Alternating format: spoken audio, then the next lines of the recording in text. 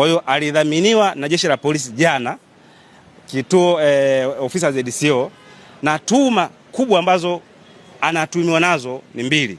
Tuma ya kwanza ni njama za kutaka kumuua mkuu wa polisi. Sasa haijulikani mkuu wa polisi ni nani. Kwa hiyo aliojiwa kwa tuma hizo. Tuma za pili ni tuma za uchochezi za kimtandao. Tuma za uchochezi za kimtandao. Kwa hiyo amehojiwa kwa tuma hizo na jana amedhaminiwa. Kwa hiyo maombi haya leo mahakamani yalikuwa hayana tena nguvu ya kisheria, kwa sababu lengo la maombi haya ilikuwa ni kuadhimisha jeshi la polisi wampe dhamana. Kwa hiyo tumeondoa maombi haya na mteja yuko huru mpaka hivi ninavyozungumza. Kwa taratibu manake za tuma zake kwa mujibu wa polisi wameeleza nini? Sasa tulienda leo kuripoti saa 3 asubuhi ofisi ya ZCO, tukaongea naye na amesema hivi upelelezi bado unaendelea.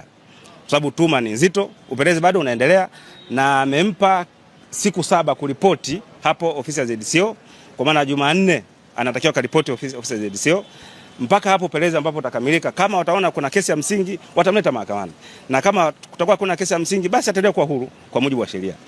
Wamefafanua pengine hiyo tuma ya kumuua mkuu? Hawajafafanua, na kwa sababu wanapeleleza. Kwa mujibu wa maelezo yao kwamba wanapeleleza huyo mkuu wa polisi ambaye Geoffrey Mwamba alikuwa anataka kumuua ni nani, hawajui na wenyewe. Kwa hiyo wanapeleleza, na ndio maana wanasema upelelezi unaendelea. Kwa hiyo siku upelelezi ukikamilika na wakijua ni nani ambaye alikuwa anataka kuuawa na uchochezi upi wa kimtandao, then wataleta kesi mahakamani.